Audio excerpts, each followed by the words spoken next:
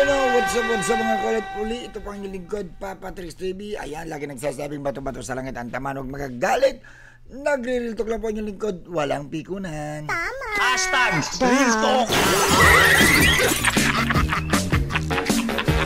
Ito mga kulit, reaction na natin to. Grabe, napakaganda ng mga sinabi dito ng nanay na to, no? Itong naka-picture natin, no? At syempre pakinggan na din natin etong reaction na natin ngayon na kung saan ito pong ginawang pagbisita po ng ating Pangulo dun sa ospital po dito po sa Sibuyan, na kung saan grabe, napuri po siya ni Red Cross CEO, no? Chairman Richard Gordon. So panoorin natin guys kung mga magandang nangyari dito at reactionan po natin. Let's get it on. Umpisa na natin mga ka-alright. Itong talagang napakagandang sinabi ng nanay dito, no? Yung isang nurse, tsaka syempre ni Richard Gordon sa naging senaryo dito. Panoorin natin mga ka-alright.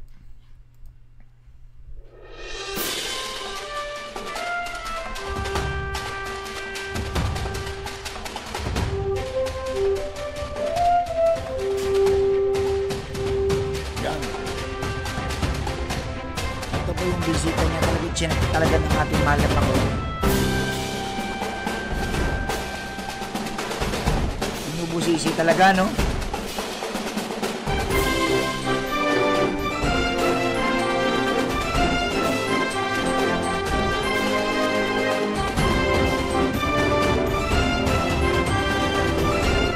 Kita nyo sa ginagawa ng Pangulo, lahat ng kumbaga sinusuid niya lahat, tinitignan niya kung dekalidad ba yung pagkagawa at okay ba yung mga tao doon, anong kalagayan nila, di ba? At saka syempre isa pa sa pinakamagandang ginagawa ng ating Pangulo dito, ganun pa rin, kasama pa rin niya mga kawani ng gobyerno, no, na sinusuyod nila at pinapakita niya na eto ganito dapat ang ginagawa niyo, para hawa-hawa yan Halimbawa, nakita ni DPWs kasama, pati mayor, pati mga ibang kawani ng gobyerno niya, katulad yan, ang Red Cross nandiyan, nakikita nila, ganit.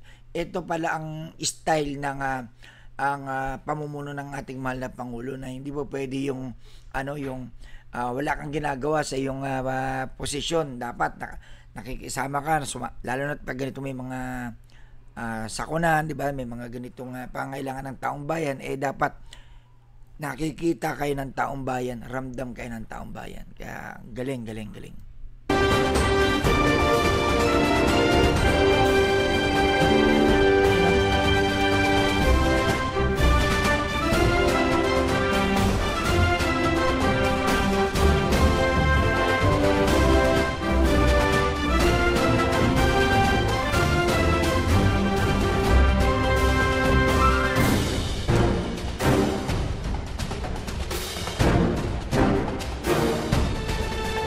Inspection talaga, no? Pati mga kanto-kanto.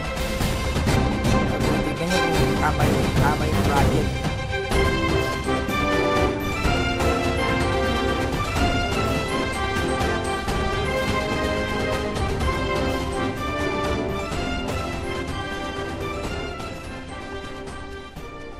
Konti na lang ang pasyente natin. We're not accepting critical Pakinggan natin to si Madam.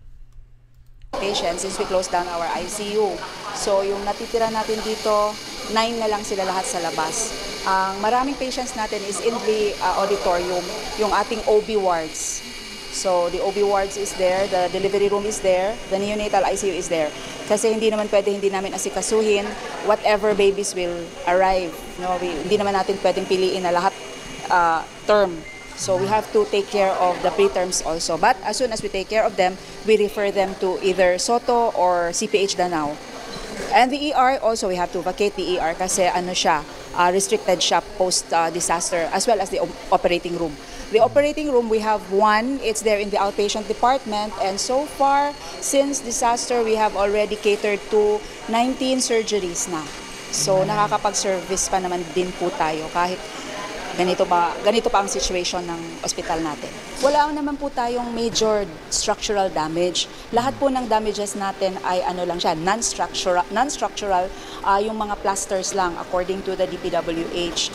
Andito naman kaagad sila day 2 post-disaster. They evaluated the structural engineers as well as DPWH, 4th Engineering Office and Region 7. Andito naman sila. As you can see naman, intact lahat ng mga glass fixtures natin. So I'm so relieved. Pagka-critical, refer. Pero kasi ang tao, ayaw nilang iwanan yung... That's our issue talaga, na ayaw magpa-refer. So pag gano'n ang nangyayari, they will have to stay at the ER and then we'll just have to wait it out.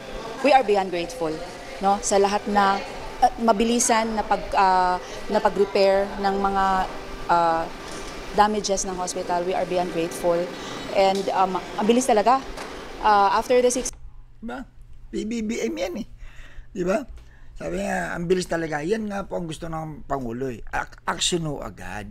Diba? Ngayon, nakikita nyo na mismo ang mga response ng mga tao ngayon sa ginagawa ng Pangulo na talagang actually, katulad dito, no, marami na mga katulad ko, ng mga content creator na ina-highlight na lang lagi itong mga ganitong magagandang ginagawa po ng ating mahal na Pangulo. Sabi ko nga po, nakakasawa rin naman. Puro lang tayong mga issue ng mga awayan. Di ba? Magsasawa rin ang tao eh.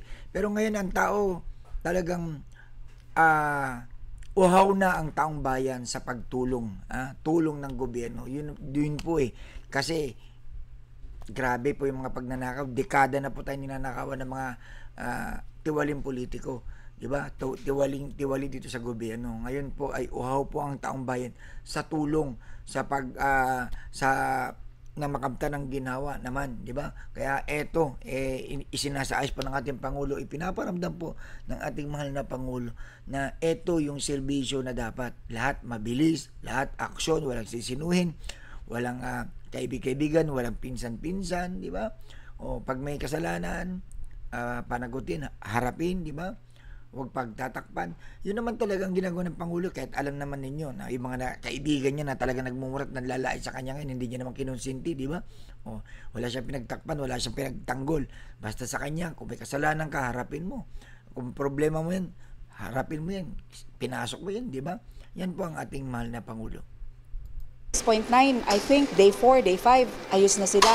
But when the 5.8 came, so hindi naman malaking damage, pero nasira na naman. So back to square one na naman yung ating mga contractors, pero okay lang naman sila, mabilis lang naman silang gumawa. So thank you so much. I think God willing, stronger quakes, barring stronger quakes, we'll make it by the end of the month.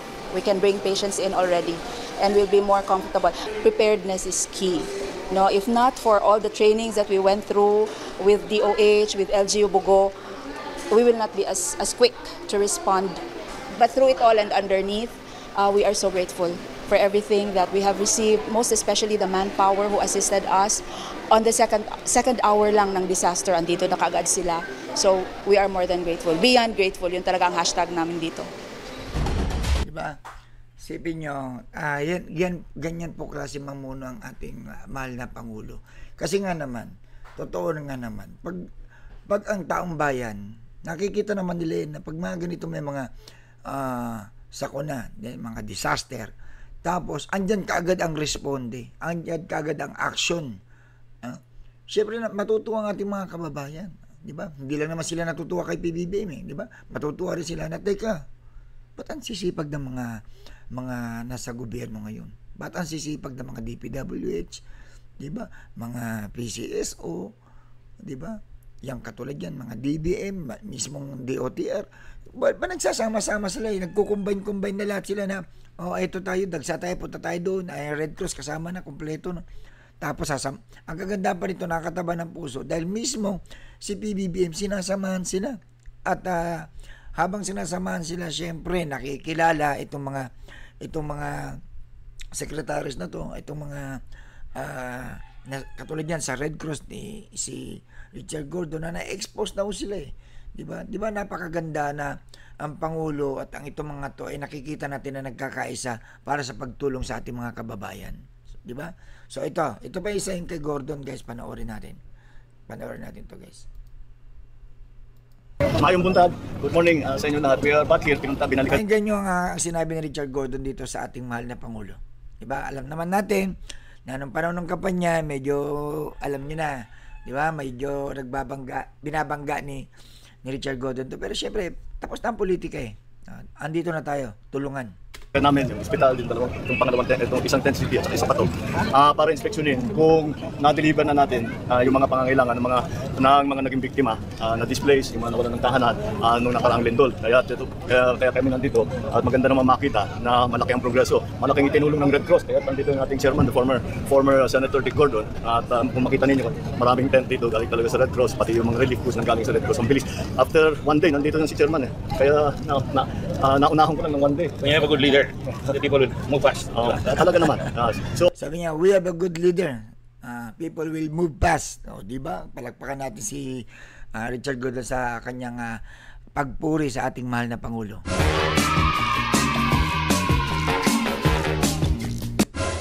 I'm happy to report na meron na talaga lahat ng nasiraan ng bahay ay meron ng tinitirahan kahit na tent lang muna. Kung makita ninyo dun sa yung dinaanan natin tent city, pinapalitan na natin yung tent at dinalagay na natin yung mas maganda, mas matibay na housing para sa ating tinatawag na modular shelter na ating bagong binibigay pagka nagkakaganito. Kaya ako ay nagpapasalamat sa lahat ng ating mga first responder, lahat ng ating mga volunteer, pati na yung mga agencies of government, at maganda naman ang naging response. Siguro hindi naman tayo mapapahiya sa tao na sabi natin basta may pangangailangan ay nandiyan ang papahandaan. Kaya hindi pa naman kagaya ng nasabi ko nung last time ko nandito, hindi ito naman minsanan lang, patuloy pa ito kung ano pa ang pangangailangan. Yun ang sinasabi ng Pangulo. Kita mo may isang salita ang Pangulo na hindi porket napuntahan niya na nakapagbigay na ng tulong tapos na. 'Di ba? Kay PBBM hindi, binabalik-balikan niya 'yan.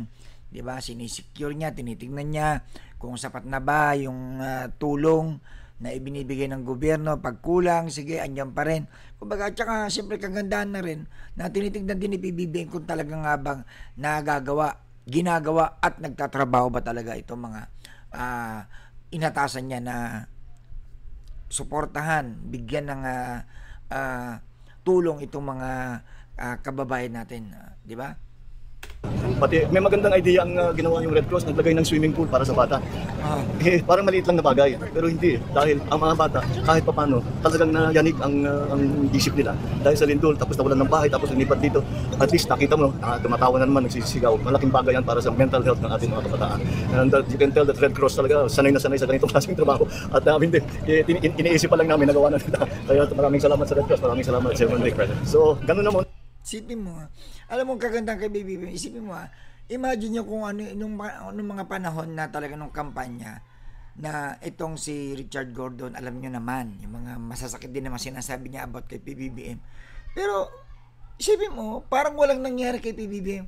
Parang walang Richard Gordon na nagsalita na masasakit sa kanya dati, na kung ano-ano sinasabi sa kanya.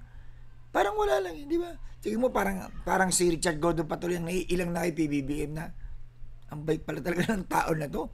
Ang bait pala talaga ni PBBM. Alam mo kung ibang tao yan, guys, ewan ko lang kung ibang presidente natin, tapos alam niya na ito yung mga namumura, mga nanlait sa kanya, di ba? Na sinira siya nung panahon ng kampanya. Wala, sa tingin niyo ba kakausapin niya yung mga yan? Di ba? Kaso ang Pangulo kasi wala eh. Wala eh, pass is pass eh. Eleksyon din yan eh, di ba? So, ang Pangulo, very professional na talaga pinapatunayan niya na hindi, kahit hanggang ngayon, kahit galit ka sa akin, okay lang. Pero pagdating sa pagtulong, diyan tayo magkaisa. Di ba? Kung after ng pagtulong, kung ayaw mo ang kausap, walang problema eh. Di ba? Ganyan po ang Pangulo eh.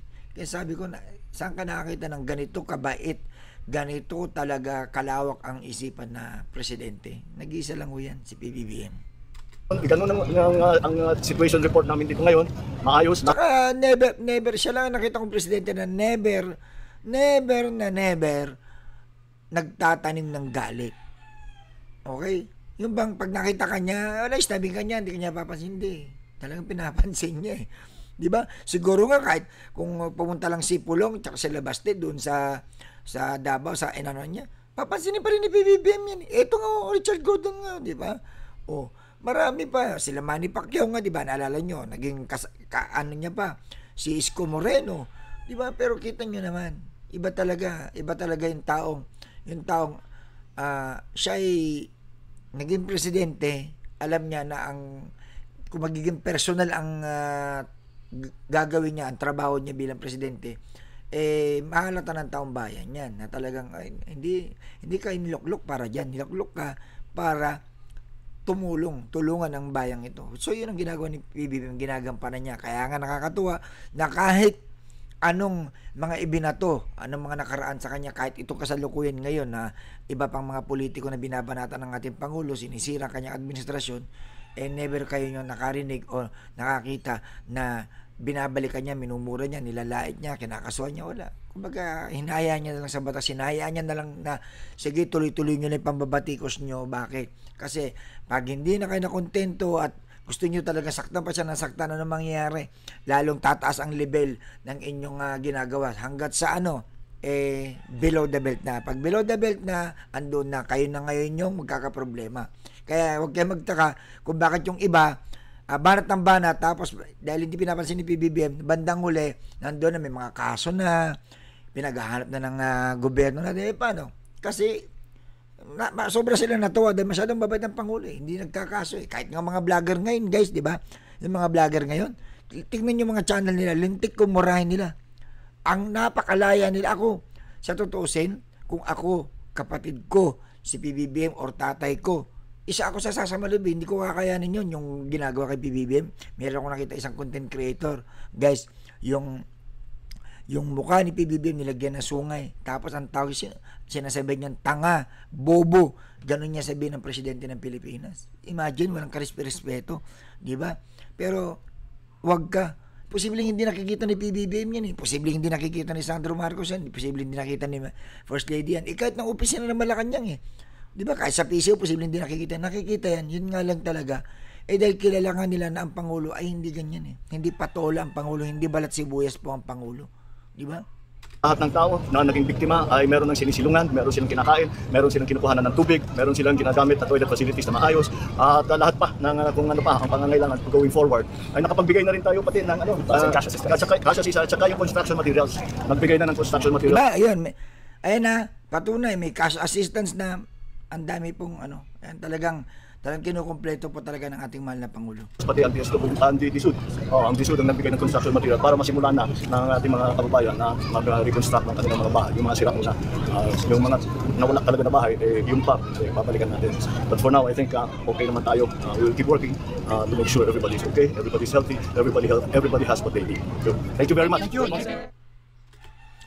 So, guys, kita nyo naman ang ating mahal na Pangulo na sabi ko nga sa inyo, ayan po ang patunay na hindi po nagpapabaya ang ating mahal na Pangulo. Inuulit-ulit ko po muli. Itong ginagawa ko po ito paglalabas lagi ng mga ganitong content. Gusto ko lang pong sunugin at basagin yung mga ibinabato lagi nila. At nakakasawa na, paulit-ulit na pangalipusta, paulit-ulit na paninira, paulit-ulit na paglalabas nila mga fake news na isa lang naman din ang gusto nilang mangyari ay ang palitan nila ang mahal na Pangulo.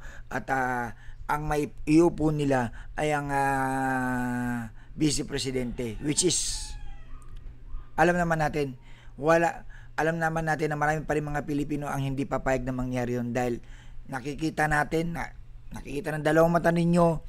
I hope naman na nararamdaman din ng mga ibang kasama natin ang gaano kabait at kasipag ang ating Pangulo.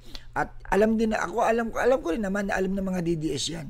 Ang mga DDS nakikinabang din sila sa mga ginagawa ng Pangulo. Nakikinabang sila, unang-una nakikinabang sila. Pangalawa, yung iba dyan, lalo yung mga nasalanta ng bagyo, lalo ng bagyo at saka lindol. Dito sa Cebu, dito sa Davao at sa mga lugar, di ba? Na naapektuhan ng mga ganitong mga disaster, di ba? Pero kita nyo naman, di ba? Walang pinipili ang Pangulo. Davao, wala problema. Kahit halos kahit sabihin natin na pinapalabas nila na 60, 70, 80% ng mga tao sa Davao ayaw kay PBBM, pero kita nyo naman nung pagpunta siya doon, iniisip ba ni PBBM yung politika? O namulitika ba siya? Hindi. Tulong pa rin, full support pa rin Pinatunayan niya na hindi panahon ngayon para mamulitika tayo. Na hindi ako pupunta diyan dahil lang sa ay mga tao sa akin ayaw diyan, di ba? Yun po ang patunayan na mga kababayan ko na itigil na ho natin, ha? Kayo mga DDS diyan, itigil na ho ninyo yung pakikipag yung pagsuporta niyo diyan sa sinusuportahan ninyo. Okay lang kung hayaan niyo na lang sila na mag-ingay yan. Kung ako sa inyo, wag niyo nasasakyan yung mga pinagsasabi ng idol ninyo diyan, lalo na hindi ba kayo nagsasawa? Araw-araw na lang, paulit-ulit na lang yung sinasabi niya sa mga presko niya na weak leader, walang alam, di ba? Puro kabaliktaran na gumawa pa ng kwento, kamakailan lang, di ba? Sinabi niya, pag sa mga cabinet meeting daw, hindi raw nagsasalita yan. Kataliwas doon, kabaliktaran yung sinasabi niya Dahil kitang-kita natin, may mga videos po na nagpapatunay, may mga katibay po na nagpapatunay, naka-livestream yan, hindi yata alam po ng Vice Presidente na lagi naka-livestream. Si PBBM kada may cabinet meeting, kada may disaster, may mga meeting na nangyari. Nakita nila ang hiling, mausisa pa nga si PBBM Makulit yan, palatanong yan di ba? Pero babalik sa kwento ng Vice Presidente, hindi rin nagsasalita yan. Di ba? Sa mga parang sinasabihin siya lang daw malagi nagsasalita. Sipin nyo na nga yun. Di ba maniniwala o ba kayo doon? Sino maniniwala sila? May mga video, may mga patunay po. Balikan nyo yung mga videos po ni PBBM na kasama niya, mga cabinet members niya. Talagang mabusisi si PBBM. Inuulit-ulit niya. Hindi pa nakontento. Pag may sinabi sa kanyang mga proyekto, ang itong mga taon ito, pinupuntahan talaga ni PBBM. Sinisigurado niya di ba? Lalo na ngayon, di ba, na naisaan siya ng mga ibang politiko diyan na nagsabi ng mga ganito, proyekto, ganito, flood control, di ba? Nabuking sila nung biglang bumagyo nasaan yung flood control? Anong ginawa ninyo? Kala ko ba pinagyabang nyo, pinagyabang pa natin. Dahil sa sobrang base ni PBBM, na-overwhelm siya sa mga ibang officer diyan na mga na-appoint niya, na akala niya nagtatrabaho ng mais, yung pala nag-sitting pretty lang, kwento lang pala, guni-guni lang. Di anong ginawa ni PBBM? Ayan, di ba, pinananagot niya lahat. Kaya inuulit ko mga kababayan ko, magpasalamat tayo dahil meron tayong presidente na talagang siya ang talagang gumawa ng ganitong malawakang investigasyon sa korupsyon sa gobyerno. Siya lang ang nag-iisa. At siya rin po ang presidente na makikita nyo sa pagtulong. Kinukumpleto niya, hindi niya tinatatanan ang isang lugar hanggat hindi nakukumpleto yung tulong na yun, di ba? Kung maaari sobra-sobra. Paalala ko lang sa inyo uli, Marawi. Hindi siya nakontento doon sa General Hospital lang na ipinatayo doon. Hindi siya nakontento doon sa eskwela na nilagyan ng mga smart TV, nilagyan ng internet. Hindi yan doon. Nag-isip pa siya ano magandang may tulong. Di ba naglagay pa siya ng port sa Marawi? Di may port pa. May dagdag pangkabuhayan pa mga kababayan natin doon. Dahil bakit may port na? Di ba mas mapapabilis sa pangangalakal nila. Ganyan po talaga ang magtrabaho ang ating Pangulo. Di ba? Sabihin na natin, lagi nila kinukumpira sa kanyang ama. Magkaiba po ang galing ni Apolacay, ni Makoy at ni PBBM. Pareho sila ng kabaitan, pareho silang may kanya-kanyang estilo sa pagdating sa pagtulong sa mga kababayan natin. Pero isa lang pinagkakahawig nila. Alam niyo po ba kung ano 'yon? Isa lang talaga yung talagang wala silang pinagkaiba. Parehong-pareho sila. Duplikado. Yun po yung sobrang mapagpasensyoso. Sobrang mapagpasensya siya. Lalo na pagdating sa panlalait, pangalipusta. Alam naman nyo, ganun din po sa Apolacay dati, di ba? Na ganyan din ang ginagawa sa kanya dati, pero napakabait. Never na pumapatol. Never na nagmumura. Never na nambabastos. Ganyan po ang mga Marcos. Lalo na to sa PBBM.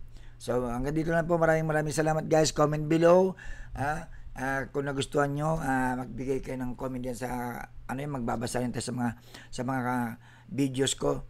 Kung ano yung mga comment nyo dyan at ano mga gusto nyo pag-usapan natin sa susunod. Maraming salamat po. Ito pong muli yung lingkod, Papa Tex TV. Nagsasabing bato-bato sa langit. Ang tawanog magagalit, nagre-real talk lang po. Bye-bye.